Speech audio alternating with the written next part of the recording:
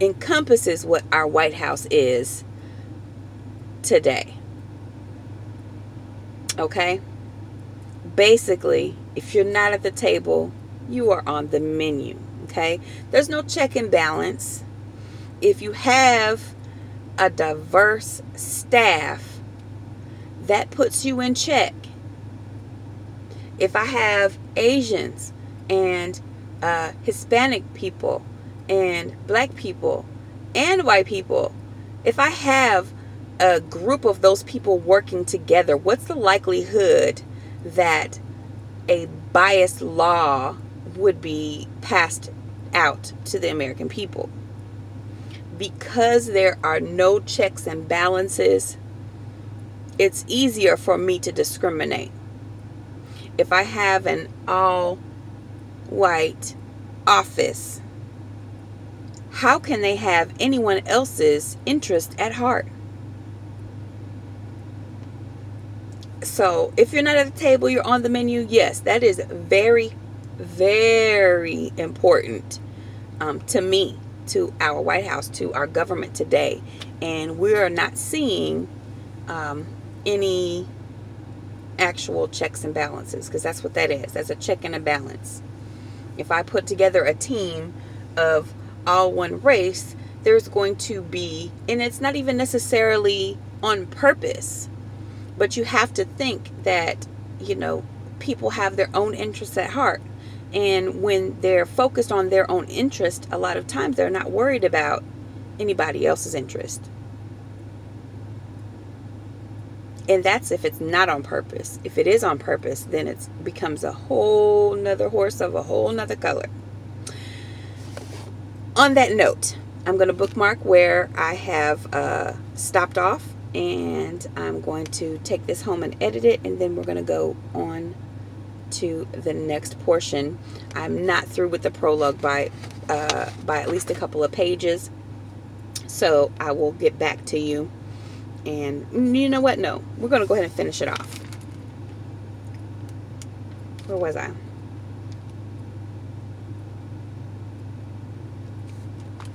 If you're not at the table, you're on the menu. Then he asked me where that left me now that I was no longer at the table. Considering what was going on, I'd say my place on the plate was fairly obvious. I couldn't speak out against the White House while I was still on its payroll, so I was unintentionally vague about, I take that back. I was intentionally vague about what happened and didn't volunteer new information. That Saturday, Leslie Jones played me on Saturday Night Live, standing outside the White House ranting at Alec Baldwin as Trump to let me back in. The narrative of the blinded Trump worshiper was good for laughs, but it couldn't have been further from the truth. I got many offers after leaving the White House, but I chose Celebrity Big Brother because it has always been one of my favorite shows. It started right away, and I knew the spotlight would be on me. Now, I knew the spotlight would be on me. We have to remember, even though we know that Trump's White House is full of buffoonery and lies and, you know, jokes and horrible statements, the White House can be dangerous to somebody. And what I'm saying is, if you ever seen that movie Enemy of the State, that's what I'm talking about. Like, the White House can be dangerous for somebody. If they really put their minds to it, they could have put this girl through absolute hell, which I'm sure they are doing, but to the point where, you know, somebody could get hurt. So I think Big Brother was a smart move because they're watching her constantly. So, I mean, it's definitely smart. I would have done it. Okay.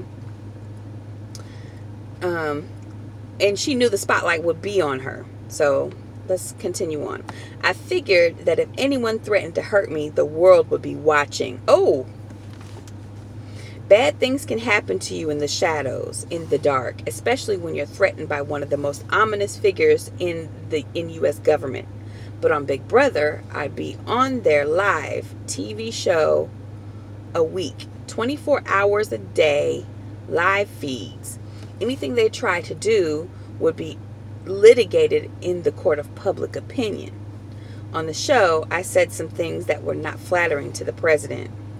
The day after that episode aired, Raj Shah, the deputy press secretary, stood up and contradicted what Sarah Sanders had previously said from the podium.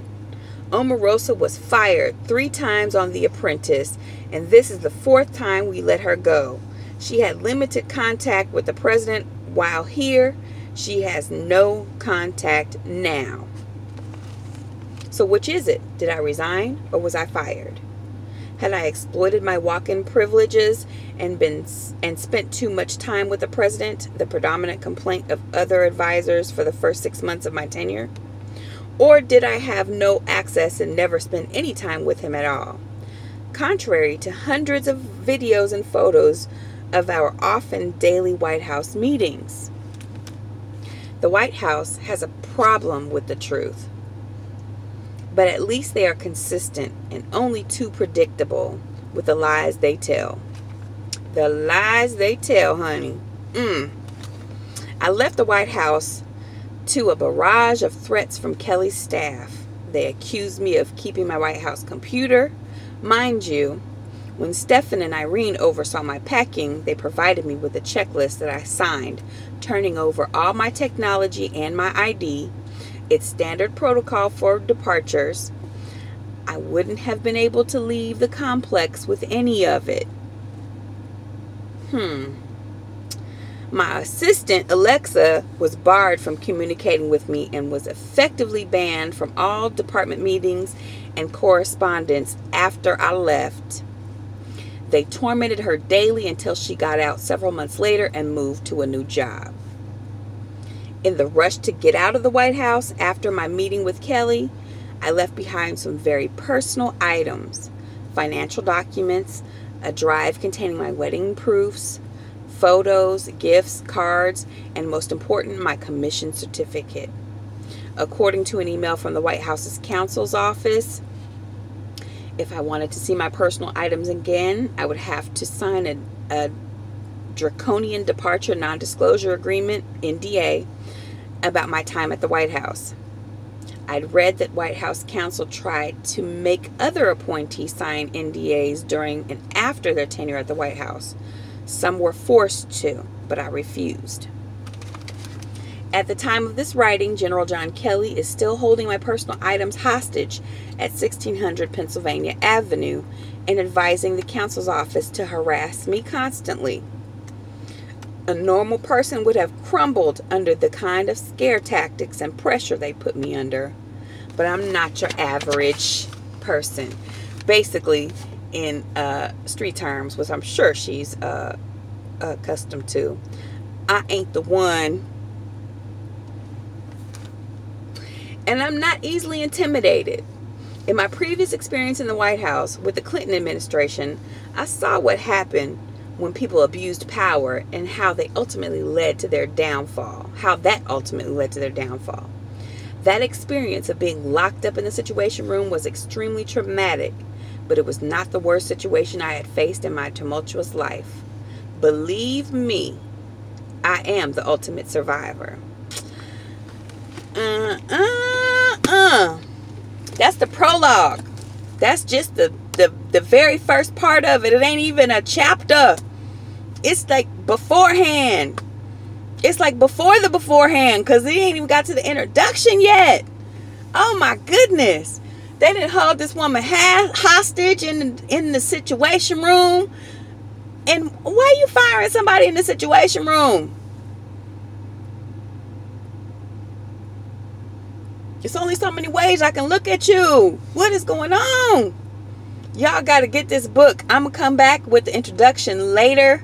In the meantime, you know, y'all, I'm finna go in here and edit this and upload it. I said I was only going to be an hour or so. It's been 2 hours, so I apologize, but here it is. I hope you enjoy it, and I hope you tune back in for the introduction of the book. I also want you to share this. Share it with anybody that you can. If you made it this far, then obviously it was a good read.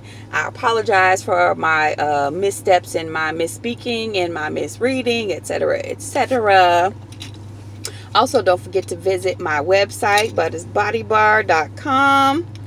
I'm wearing my bug eyes today, and this scarf is the scarf that comes with when you order a human hair wig.